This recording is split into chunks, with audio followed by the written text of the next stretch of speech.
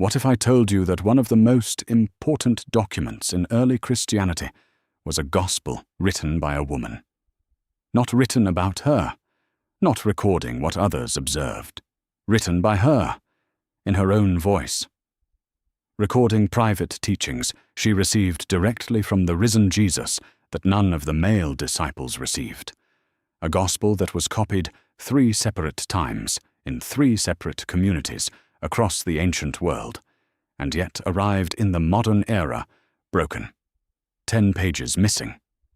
Not because the parchment decayed, not because a fire consumed it, because someone, before any of those 3 copies were ever made, removed those pages, the same 10 pages, from every single copy.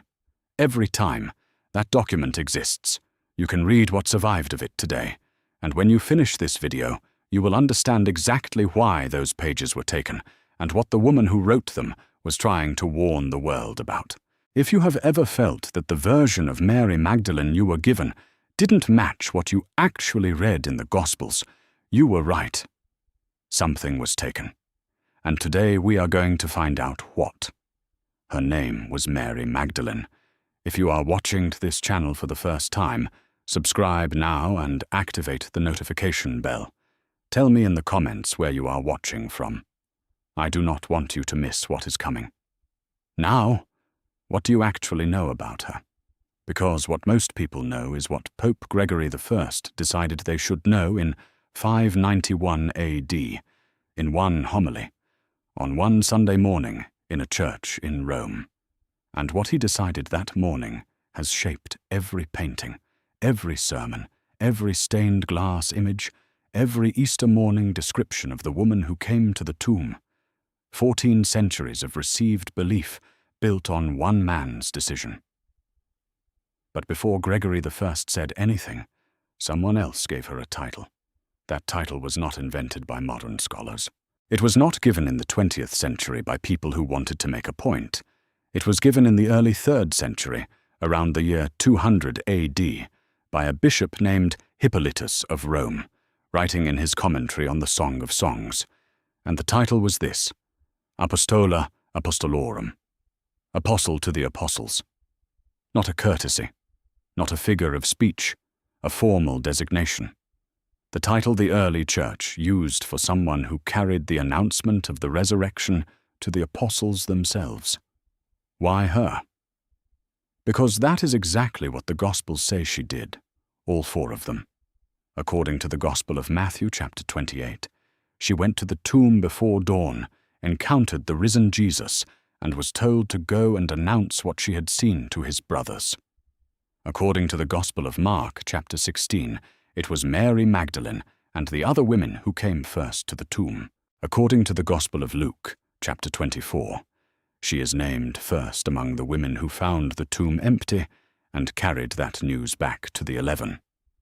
According to the Gospel of John, chapter 20, verses 1 through 18, she was alone at the tomb when she encountered the risen Jesus. She was the first to see him, and his words to her in verse 17 are a direct commission. Go to my brothers and say to them, I am ascending to my Father and your Father, to my God and your God. That is not from an apocryphal text. That is not from a document the church removed. That is in all 4 canonical Gospels, the ones that were kept, the ones you were given. She was the first. She was commissioned. She went and told them. That is why Hippolytus of Rome called her apostle to the apostles, because the Gospels themselves demanded no lesser title, and her role in the story does not begin at the empty tomb. According to Luke chapter 8, verses 2 and 3, Mary Magdalene traveled with Jesus and his 12 disciples through every city and village of Galilee during his ministry. She had 7 demons cast out of her, and she and the other women provided for Jesus and his disciples out of their own resources. She funded the mission. She was there from the beginning. And when the crucifixion came, when Jesus was nailed to a cross outside Jerusalem, and the male disciples ran, she did not run. According to Mark chapter 15, verses 40 and 41, she stood at the cross and watched. According to Matthew chapter 27, verses 55 and 56, she was there. According to John chapter 19, verse 25, she was there. In every account, at the moment when everything appeared to be lost, her name appears. The women did not flee. The women stood. So the early church knew exactly who she was. The title Hippolytus gave her described precisely what the four Gospels recorded, Apostola Apostolorum. That title stood for approximately 350 years after he wrote it. And then on September 14th, 591 AD, the feast of the exaltation of the Holy Cross, Pope Gregory I delivered homily 33 in a church in Rome. And in that homily, he collapsed 3 separate women from the Gospels into one: Mary Magdalene, Mary of Bethany, the unnamed sinful woman of Luke chapter 7. The same person, he declared.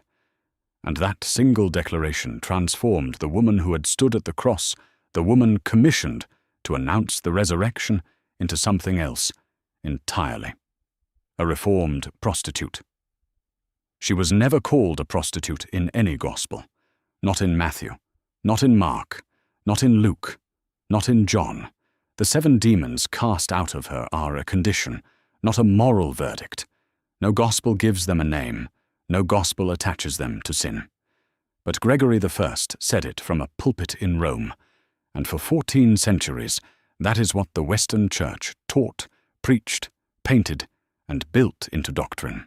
But here is what they did not destroy: 18 pages of parchment, purchased in Cairo in January 1896 by a German diplomat named Karl Reinhardt from a dealer in the market. Written in the Coptic language of ancient Egypt. An ancient gospel with no surviving title page. When scholars deciphered and translated it, they found a gospel in which Mary Magdalene was not a background figure, not a witness, not a weeping woman at the margins. She was the teacher, the one who received private knowledge that the risen Jesus gave to no one else, the one whose words the other disciples had to stand up and respond to. Karen L. King, the Hollis Professor of Divinity at Harvard Divinity School, the holder of the oldest endowed academic chair in the United States, a position established in 1721, the first woman ever appointed to hold it, published the standard scholarly translation of this gospel in 2003. She called it what the evidence demanded: the Gospel of Mary of Magdala, Jesus and the first woman apostle. But here is the detail that will not let you rest. Of those 18 pages, 10 are missing. Pages 1 through 6, the entire beginning of the Gospel, are gone. Pages 11 through 14, 4 pages from the middle of the manuscript, are gone. And 3 independent copies of this Gospel were recovered. One in Coptic, the manuscript Karl Reinhardt purchased in Cairo in 1896. 2 in Greek, P. Ryle 463, held at the John Rylands Library in Manchester, dated to the early 3rd century. POXY 3525, from the Oxyrhynchus excavations in Egypt, also dated to the early 3rd century. 3 manuscripts, 3 communities, 3 separate lines of transmission reaching across the ancient world. All 3 are missing the same 10 pages. Not different pages, not random damage distributed across 3 different manuscripts, found in 3 different places over 3 different centuries. The same 10 pages. Every single time. This is not decay. This is not accident. This is a decision. Someone reached into every surviving copy of this woman's gospel at some point before any of those copies were made and removed the same material from each one. What she wrote there, what she recorded, what she warned, has not been seen since. That is what you are going to discover today. The gospel she left behind. The warning the apostles refused to believe. The 10 pages taken before any copy was allowed to circulate. And the woman the 3rd century church called Apostle to the Apostles, whom one pope on one September morning in 591 AD decided to turn into something else entirely. Are you ready? Then let us begin. January 1896. Cairo. A city of minarets and markets, its antiquities trade thriving on what the desert kept yielding. Into one of those markets walks Karl Reinhardt, a German diplomat, carrying the discretionary purchasing authority that institutions extended to their people in the field. A dealer has something to show him. A codex, leather-bound, or what once was a leather binding. The pages have come loose. The edges of some are crumbling. The text is in Coptic, the final phase of the ancient Egyptian language, a script that blended a Greek-derived alphabet with characters from the old tradition. The dealer cannot say precisely where it was found, only that it came from somewhere in Egypt. Reinhardt buys it. He takes it back to Germany. The manuscript is eventually catalogued in the Egyptian Museum in Berlin as Papyrus Berolinensis 8502. Scholars who examine its contents find it contains several distinct ancient texts. One of them occupies 18 pages. It has no surviving title page, no explicit author attribution in the sections that remain. What it contains is a dialogue between the risen Jesus and his disciples, a vision account, and a confrontation over whether a woman's testimony should be believed. At the center of that confrontation, teaching and weeping and defending her own integrity against men who refuse to believe her, is a woman named Mary. The publication of this gospel would be delayed for decades. The first planned scholarly edition was destroyed in 1912 when a water pipe burst and ruined the typeset proofs. The full Coptic translation would not appear until 1955. By then, the discovery of an entire library of similar texts in the Egyptian desert had already begun rewriting what scholars thought they knew about the first centuries of Christianity. But the Gospel of Mary, when it was finally fully examined, would take its place as one of the most important ancient texts ever recovered. The scholar who gave it its standard modern translation and its proper name was Karen L. King, the Hollis Professor of Divinity at Harvard Divinity School. The Hollis Professorship is the oldest endowed academic chair in the United States, established in 1721. Karen King was the first woman ever appointed to hold it. In 2003, she published the standard scholarly translation and analysis. She called it The Gospel of Mary of Magdalene, Jesus and the First Woman Apostle. Not attributed to Mary, not about Mary, the Gospel of Mary of Magdalene, because that is who the text belongs to, and that is whose authority the text is built around. But here is where the forensic reality of this document becomes something that cannot be explained away. The Berlin Codex was not the only surviving copy. When scholars searched the major papyri collections for other fragments of this gospel, they found two more, both in Greek, both earlier than the Coptic translation. P. Royal 463, held at the John Rylands Library in Manchester, England, dated by paleographers to the early 3rd century. P. Oxy 3525, recovered from the Oxyrhynchus excavations in Egypt, also dated to the early 3rd century. The Oxyrhynchus site produced approximately 500,000 ancient fragments over a decade of excavation, drawn from the rubbish heaps of a Roman-era Egyptian city. Among them was another piece of this gospel, 3 manuscripts, 3 communities, 3 separate decisions in 3 different places to copy and preserve this text, 1 in Coptic, 2 in Greek. The Greek fragments predate the Coptic copy by at least a century.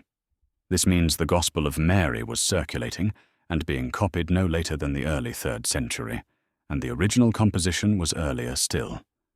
According to Karen King's analysis, the text was composed in the early to middle 2nd century. This was not an obscure document known to one small group. It was read, copied, and carried across communities.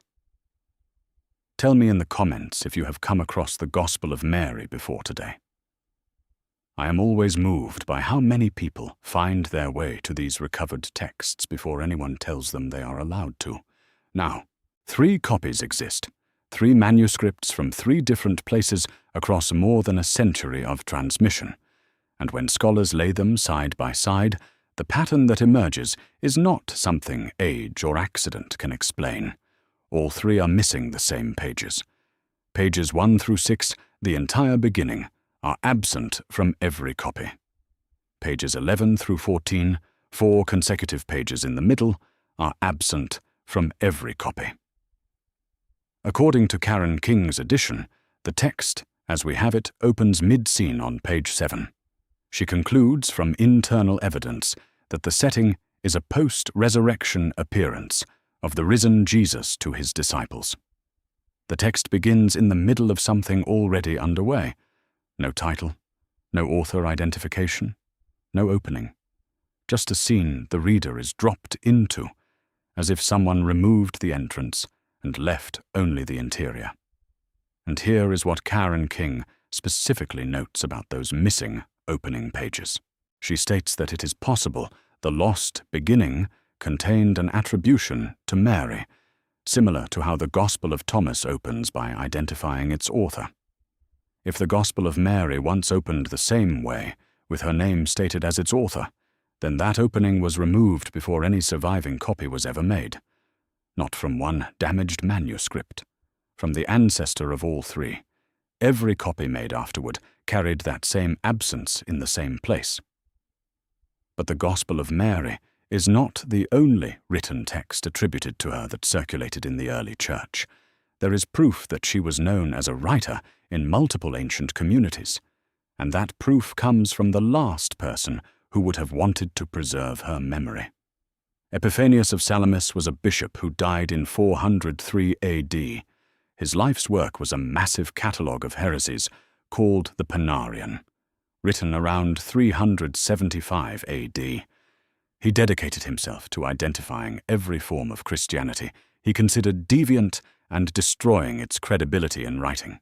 In chapter 26 of the Panarion, verses 8.1 through 8.3, Epiphanius refers to not 1, but 2 texts attributed to Mary Magdalene that were actively circulating in his time. He calls them the greater questions of Mary and the lesser questions of Mary. He condemns both.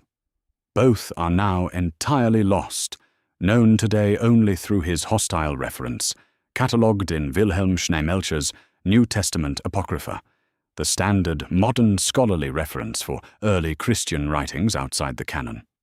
Think about what that means. A bishop who spent his life cataloguing heresies felt it necessary to specifically name and condemn 2 separate written texts attributed to Mary Magdalene. He did not say people claimed she had spoken certain things. He named documents, texts that were circulating, that communities were reading, that were real enough to require his formal condemnation. She wrote. The early church knew she wrote, and the texts attributed to her were circulating widely enough that the most systematic heresy hunter of the 4th century made them his business. What was in those texts, we do not know. They are gone. But the Gospel of Mary survived, broken, with 10 pages missing. And what those surviving pages contain is enough to explain exactly why someone, before any copy was allowed to be made, reached in and removed the same material from every transmission that followed. Now we read what survived. When the text of the Gospel of Mary picks up on page 7, it begins in grief. The disciples are gathered after the resurrection. The risen Jesus has delivered his final teaching and departed.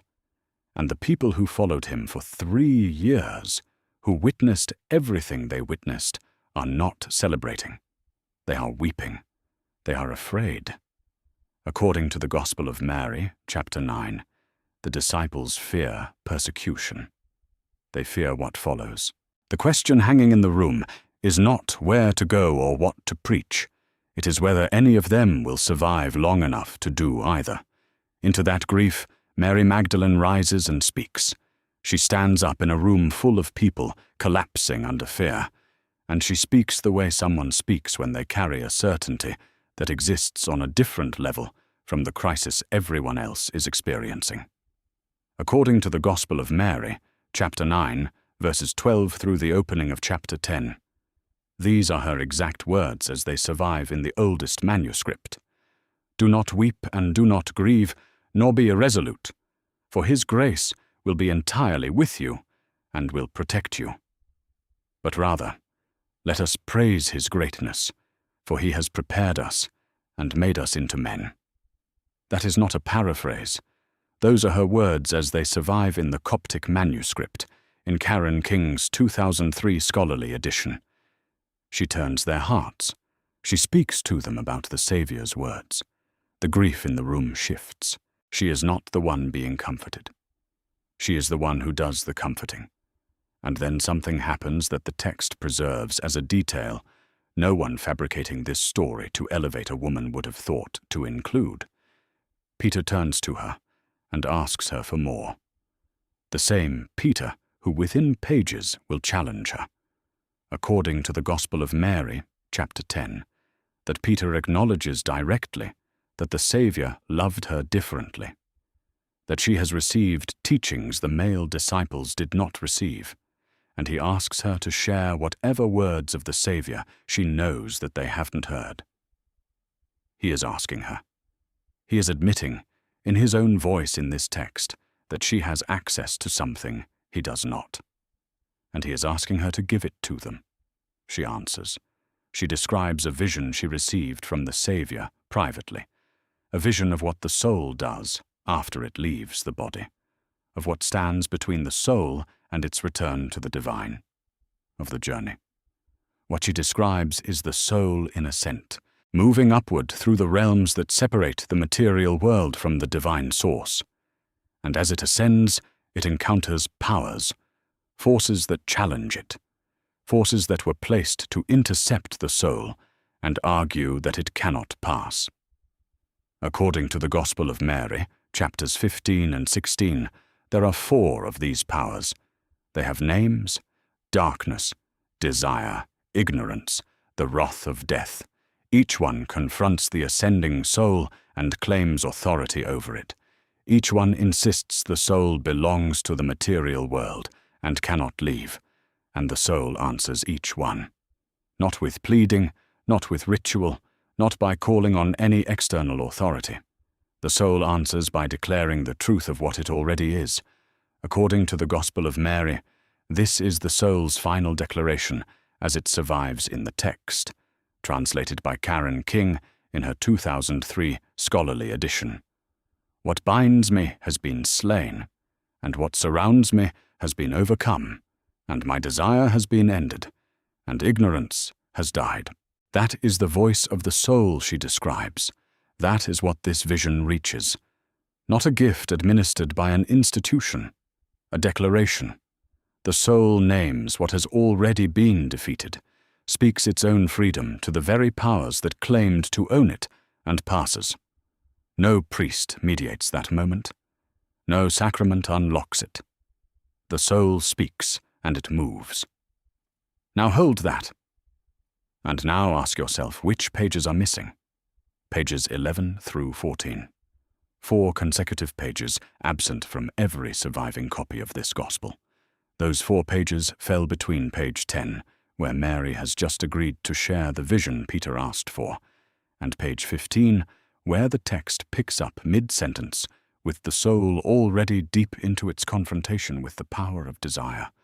What those 4 pages contained was the beginning of this vision. The entry point, the threshold, whatever Mary Magdalene described as the first movement of the soul toward the divine, whatever she said initiates the ascent, whatever she taught about what the soul is before the journey begins, is gone from every copy in existence. We have the declaration at the end. We have the soul speaking its freedom to the face of death itself in words that have survived 2,000 years. But we do not have the opening. We do not have what she described as the start of the teaching, the part of her vision that would have explained what the soul is, where it comes from, what sets the ascent in motion, has been removed from every copy before any copy was ever made. But the Gospel of Mary is not the only ancient text that confirms what kind of teacher she was. There is a second manuscript, found in a different country, purchased by a different collector, written in the same Coptic language. The Askew Codex, now held at the British Library as manuscript Ad 5114, was purchased in 1785 from the estate of Anthony Askew. It contains the Pistis Sophia, the longest single Gnostic text to survive from the ancient world, structured as a dialogue between the risen Jesus and his disciples across 4 books of teaching. The subject of those teachings is the soul, its journey through the heavens, the powers that block it, how the soul returns to its source. And in that dialogue, the disciple who speaks most is Mary Magdalene. According to the scholarly edition by V. McDermott and the analysis summarized in Karen King's published work, Mary Magdalene asks 39 of the 46 questions put to Jesus across the entire Pistis Sophia. More than every other disciple combined, not a featured role, the central role. And in the first book, chapter 17, Jesus addresses her directly. According to the translation by G.R.S. Mead, published in 1921, these are the words attributed to Jesus in that text. Mary, thou blessed one, whom I will perfect in all the mysteries of those of the height, discourse in openness, thou, whose heart is more directed to the kingdom of heaven than all thy brothers. 2 texts, the Gospel of Mary, purchased in Cairo in 1896, the Pistis Sophia, purchased in London in 1785, separated by geography and by the century in which they were recovered, both originating as Greek compositions from the early centuries of Christianity, both centering on the soul and its journey through the powers that obstruct its return to the divine, both placing Mary Magdalene at the center of that teaching as the one who received the private knowledge, the one whose heart was most directed toward the kingdom, the one the Savior was going to perfect in all the mysteries.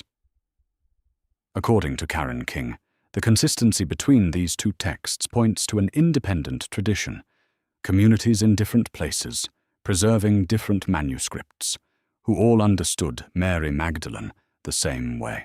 The one who had seen the soul's path, the one who knew what the ascending soul would face, the one who had been given what the others were specifically told they had not received.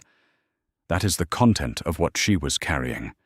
That is what she delivered to the disciples weeping in that room. That is the warning that survives in those broken, incomplete pages. And the beginning of that warning, the part that would have told you how the journey starts, is the part that was taken from every copy before any copy was made. Mary has delivered her vision. She has described the soul ascending through 4 powers. She has spoken the words Jesus taught her privately, the things he did not say to the group, the things Peter specifically asked her to share. And now the disciples must respond to what they have heard. What happens next is preserved in the Gospel of Mary, pages 15 through 19. It is the reason this Gospel survived.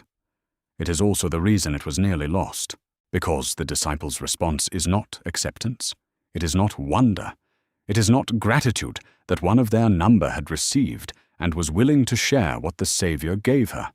The first response is rejection. Andrew speaks first. Not Peter. Andrew, the brother of Peter, one of the first men Jesus called to follow him. One of the inner circle, a man who was there from the beginning, who had walked with Jesus through every city and village, who had been present for everything. And what Andrew says when he hears the vision is not a question. It is not confusion. It is a verdict. According to the Gospel of Mary, chapter 17, verses 10 through 18, translated by Karen King in her 2003 scholarly edition, these are Andrew's exact words. I at least do not believe that the Savior said this, for certainly these teachings are strange ideas. Read that again. Andrew does not say she is lying. He does not say she invented the vision. He does not accuse her of deception or delusion. He says the teachings are strange ideas. Too strange. Strange enough that they could not have come from the Saviour. Andrew has decided that the content of what she taught, the vision of the soul ascending through the powers and declaring its own freedom, is too disturbing, too far outside what he expected Jesus to have said, to be accepted as genuine. And here is what is at stake in Andrew's rejection. The soul does not need a priest to speak its freedom. The soul does not need a church to administer its passage. The soul encounters the powers that attempt to hold it, names what has already been defeated, and passes. If Jesus taught that privately to a woman, and that woman delivered it to the disciples, and the disciples accepted it, then an entire model of religious authority becomes unnecessary. Andrew is not just rejecting Mary's vision, he is protecting a category. Then Peter speaks, and Peter's challenge is not about the content at all. Peter's challenge is about the category of who she is.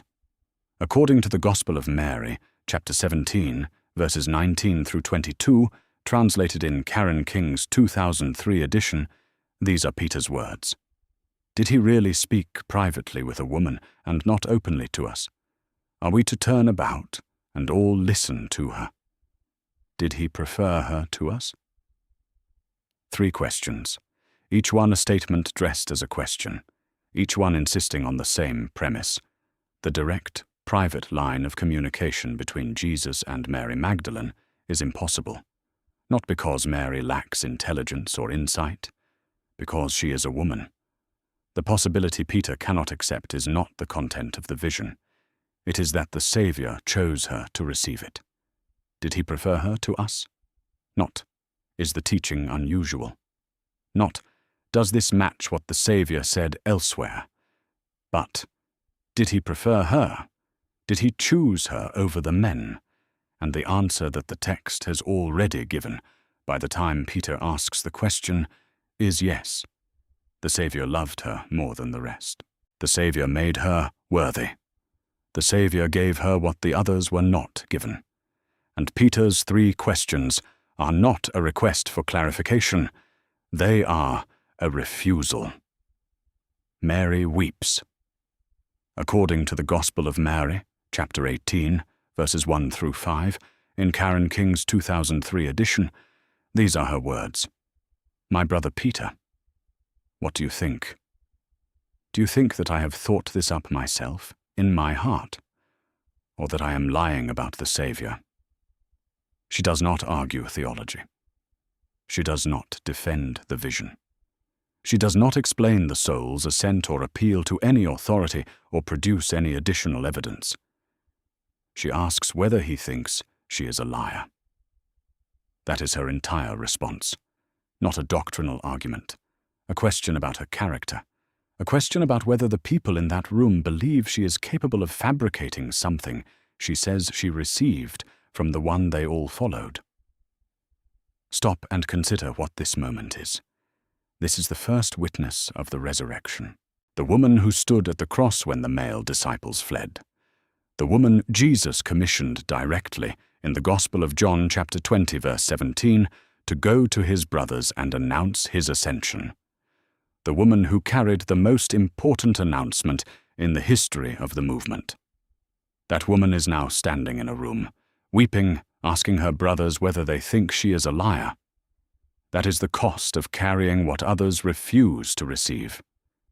But here is the voice the text preserves, alongside the rejection, alongside the weeping, alongside everything Andrew and Peter said. Levi, not one of the 12 by most accounting, not the inner circle by the standard reckoning. And his words are in the manuscript, because someone in that room believed they were worth keeping alongside everything else. Because someone understood this moment was not finished with Peter's questions or Mary's tears. According to the Gospel of Mary, chapter 18, verses 7 through 21, in Karen King's 2003 scholarly edition, these are Levi's words. Peter, you have always been hot-tempered. Now I see you contending against the woman like the adversaries. But if the Saviour made her worthy, who are you indeed to reject her? Surely the Saviour knows her very well. That is why he loved her more than us. That is not consolation. That is a theological argument. Levi is not offering comfort to a wounded colleague. He is making a precise claim about authority. The Saviour made her worthy, not her community, not her lineage, not her gender. The Saviour. And if the Saviour made her worthy, then Peter's objection is not a doctrinal position. It is a contention. Levi names what Peter is doing. He sees you contending against the woman like the adversaries. He does not call Peter wrong. He calls Peter an adversary.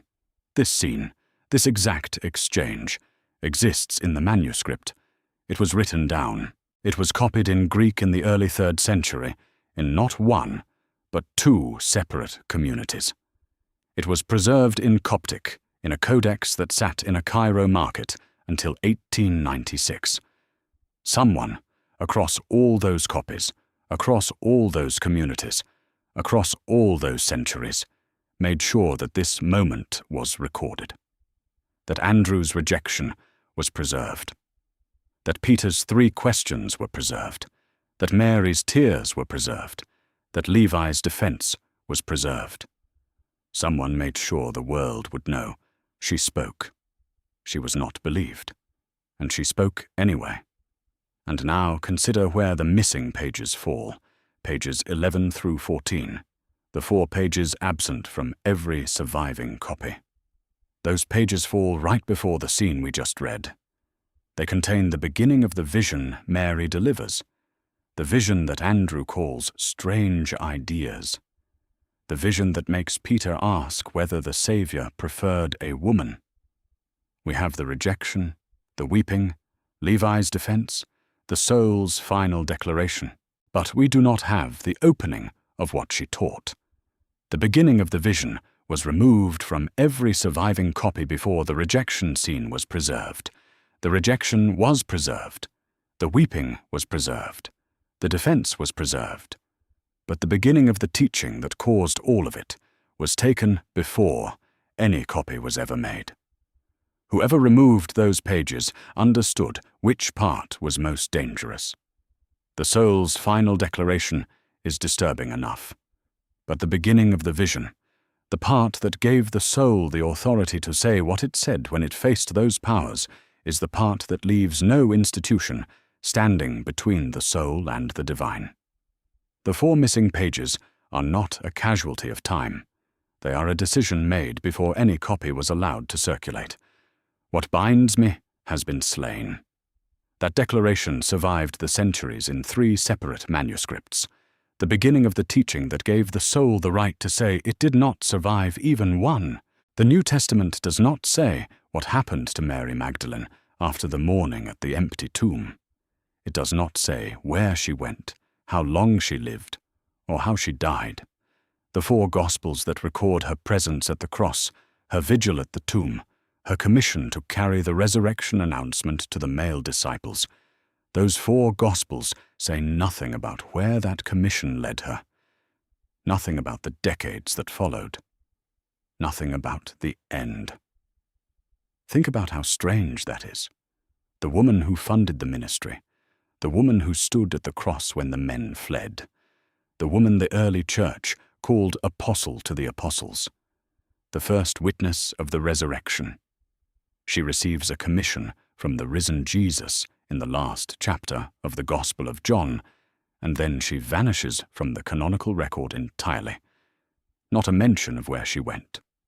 Not a verse about how she died. Nothing.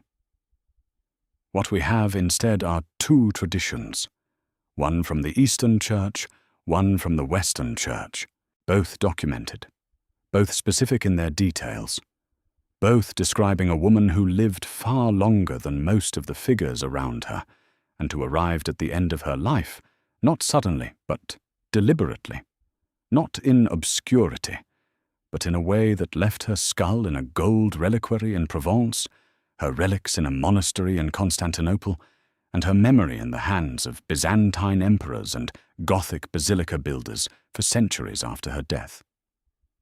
The Eastern tradition is supported by some of the most authoritative voices in the early church. Hippolytus of Rome, writing in the early 3rd century, the same bishop who first applied the title Apostola Apostolorum to her name, stated that Mary Magdalene died in Ephesus in Asia Minor.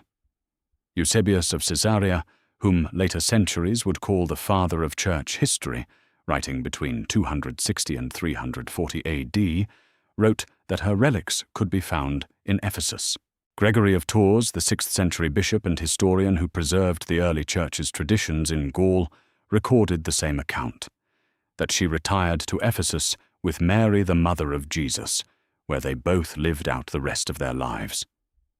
This is not a fringe tradition. This is a tradition attested by the bishop who named her, by the man who wrote the history of the early church, and by one of the most systematic chroniclers of Christian antiquity. Ephesus was not a retreat to obscurity. It was the largest Roman city in the province of Asia. The community associated with the Apostle John was centered there.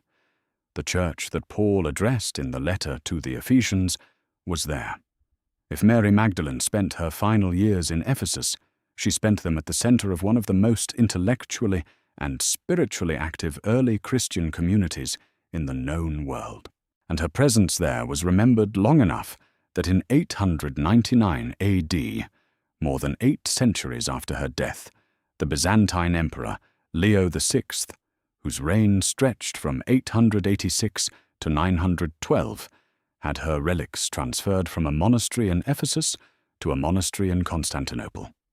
Emperors do not transport the bones of penitent sinners to their imperial capital. They transport the relics of apostles. But the Western tradition tells a different story. And this is the tradition that comes closest to the claim this video has been building toward since its title. According to a tradition documented in France, Mary Magdalene, along with Mary Salome, Mary Jacobet, and several others, was placed in a boat at Jaffa after the events surrounding the death and resurrection of Jesus. The boat had no oars, no sails, no means of direction, and it sailed.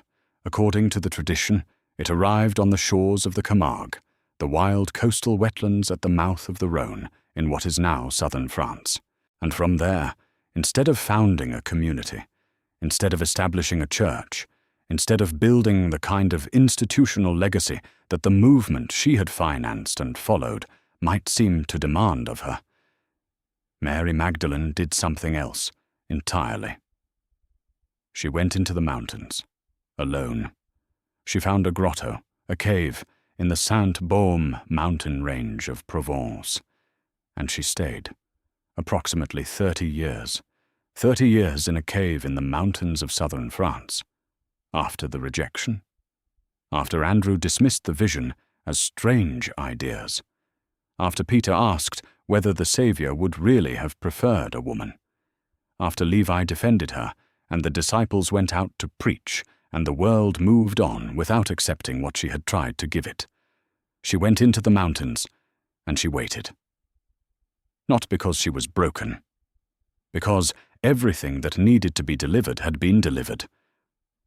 The warning was on the page. The vision was in the manuscript.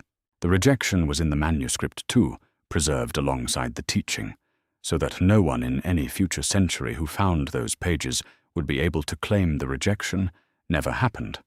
What remained for her was the ending. The tradition records that in her final days she came down from the mountain. She did not wait for illness to carry her out of the cave. She descended, deliberately. According to the EWTN documentation of the relics of Sainte Marie Magdalene at La Sainte-Baume, in her final days she came down to be near the man named Maximin, the one who had originally baptized her when the boat landed on the French shore. She received the Eucharist from him, and she died peacefully in his arms. That is not an accidental death. That is not the kind of ending that comes for someone who was not paying attention. That is the death of someone who chose the moment, who knew when to descend, who received what she wanted to receive and then let go. She knew the day was coming because she went toward it. She came down from the mountain not because the mountain had driven her out, but because the time had come, and she recognized it, and she moved. On December 10th, 1279, Charles of Anjou, the Count of Provence, who would later become Charles II of Naples, ordered excavations in the basement of the church of Saint-Maximin de la Sainte-Baume. The workers uncovered a sarcophagus. Beside the body inside, they found a wax tablet bearing a Latin inscription: Hic requiescit corpus Mariae Magdalene. Here lies the body of Mary Magdalene. 15 years after that discovery, Pope Boniface VIII, whose papacy ran from December 1294 to October 1303, authenticated those relics and gave his encouragement to Charles, by then Charles II of Naples, to build a basilica in her honor. The Basilica of Saint-Maximin la Sainte-Baume became the largest Gothic structure in all of Provence, and in the crypt of that basilica, in a gold reliquary, rests the skull of Mary Magdalene. It is there today. It is open to pilgrims. A woman has been walking across Provence for centuries to stand in front of it. Now consider what both traditions, East and West, are actually saying about her. The Eastern tradition, Hippolytus named her. Eusebius documented her relics. Gregory of Tours recorded her final community. A Byzantine emperor valued her relics enough to move them to his imperial capital. The Western tradition, a bishop authenticated her bones. A king built her a Gothic basilica. Her skull sits in gold in a church that is, to this day, one of the most visited pilgrimage sites in southern France. Neither of those outcomes describes what happens to a penitent sinner. Neither of those outcomes describes what happens to a woman whose main contribution to Christian history was weeping at the feet of Jesus and being forgiven. Both of those outcomes describe what happens to an apostle. The same woman Andrew called a teacher of strange ideas. The same woman Peter asked whether the Savior would have preferred. She died in the arms of someone who believed her. Her skull went to Constantinople. Her skull went into a gold reliquary in Provence. She was remembered by the people who remembered her as exactly what Hippolytus said she was in the 3rd century. The apostle to the apostles. She delivered the warning. She lived 30 years in the mountains after no one believed it. She descended when the time came, and she was buried like an apostle. The warning was delivered. It was rejected. She went into the mountains and lived for 30 more years, and died at the moment she chose. Her skull rests in a gold reliquary in Provence. A Byzantine emperor moved her relics to Constantinople. The early church had called her the apostle to the apostles since the 3rd century. And then on the morning of September 14th, 591 AD, on the feast of the exaltation of the Holy Cross, Pope Gregory I climbed into a pulpit in Rome and delivered Homily 33. According to that homily, as preserved in the Patrologia Latina, volume 76, column 1239, these are the Pope's exact words. She whom Luke calls the sinful woman, whom John calls Mary, we believe to be the Mary from whom 7 devils were ejected. 3 women in 3 separate Gospels, 3 distinct figures in the historical record. Mary Magdalene, named explicitly in Luke 8:2, and in the resurrection accounts of all 4 Gospels. Mary of Bethany, the sister of Martha and Lazarus, and the unnamed sinful woman of Luke chapter 7, who wept at Jesus' feet in the house of a Pharisee and was forgiven. 3 separate women, 3 separate contexts, 3 separate stories across 3 separate Gospels. Gregory I collapsed them into one, and the one he produced was a reformed prostitute. She was never called a prostitute in any Gospel. Not in Matthew, not in Mark, not in Luke, not in John. The 7 demons cast out of her are recorded in Luke 8:2 and in Mark 16:9. That is all those texts say about her condition. They do not define it. They do not attach it to sin or sexual conduct or any moral failing. The 7 demons were a condition that Jesus removed. Gregory I decided that condition meant she had been a prostitute. and he said it from a pulpit in Rome, and the sermon was repeated and taught and painted into altarpieces for 14 centuries. From 591 AD to 1969, when the Second Vatican Council revised the liturgical calendar and quietly separated the three women, the official Western Church taught Gregory I's version of Mary Magdalene.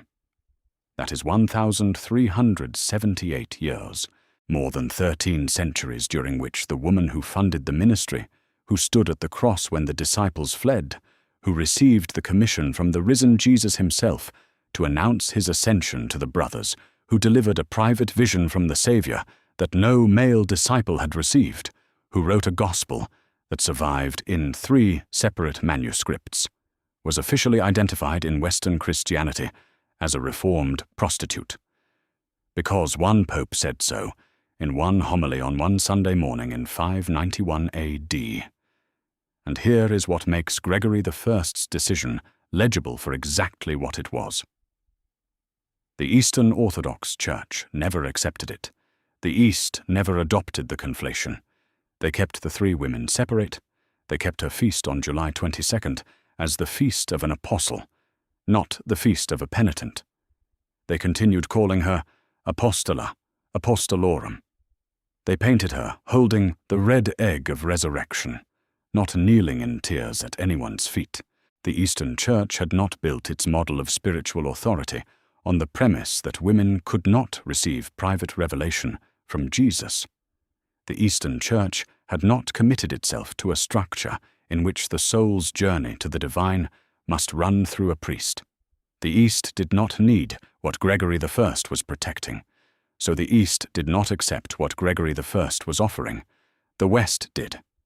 And for 1,378 years, the woman the 3rd century Church had called apostle to the apostles was the woman the Western Church called a sinner. But here is the thing about Gregory I's decision that reveals exactly what it was. The title he overwrote was not new. Hippolytus of Rome gave Mary Magdalene the title Apostola Apostolorum in the early 3rd century, writing in his commentary on the Song of Songs around the year 200 AD. He gave it to her because the 4 canonical Gospels demanded no lesser title for the first witness of the resurrection, who had been directly commissioned to announce it. That title had been in the Christian record for approximately 350 years before Gregory I climbed into his pulpit on September 14th, 591 AD. Gregory I was not filling a gap. He was not correcting an error. He was overwriting something the early Church already knew. He knew the Gospels. He knew the 4 accounts. He chose to replace a 350-year-old title with 12 words delivered in a homily. That is not a theological revision. That is a political act. On June 10, 2016, Pope Francis issued a decree through the Congregation for Divine Worship. He elevated the July 22nd feast of Mary Magdalene to the same liturgical rank as the feast days of the male apostles.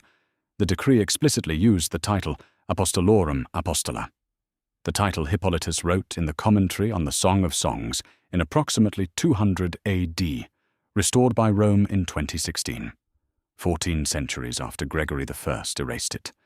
That gap is the story of the suppression. And now you know the whole of it.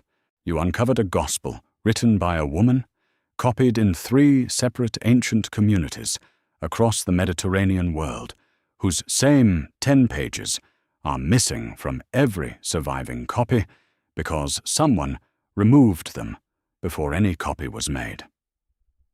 The rejection is in the manuscript. The weeping is in the manuscript. Levi's defense is in the manuscript. And the beginning of the vision that caused all of it is not. You learned that a bishop in the early 3rd century called her apostle to the apostles because that is exactly what the 4 canonical Gospels recorded her to be. That the soul's journey in her vision requires no priest, no sacrament, no institution to administer it. And that this is precisely the teaching Andrew called strange ideas. You discovered that in a second ancient manuscript, held in a different library in a different country, purchased by a different collector in a different century, the same figure asks 39 of the 46 questions put to the risen Jesus across 4 books of teaching. And that Jesus calls her the Blessed One, whose heart is more directed to the kingdom of heaven than all her brothers. You witnessed the exact words of the rejection, Andrew's verdict, Peter's 3 questions, Mary's tears, and Levi's answer, if the Saviour made her worthy, who are you indeed to reject her? You understood that one pope, on one morning, in 591 AD, turned all of it into a reformed prostitute, and that the manuscripts he could not reach, buried in the Egyptian desert and preserved in the Coptic monasteries of antiquity, survived him by 14 centuries, and are now available to anyone in the world who wants to read them. We are living in days when what was taken is being returned. The warning she left behind is still incomplete. 10 pages are still missing from every copy that exists. But what survived is enough.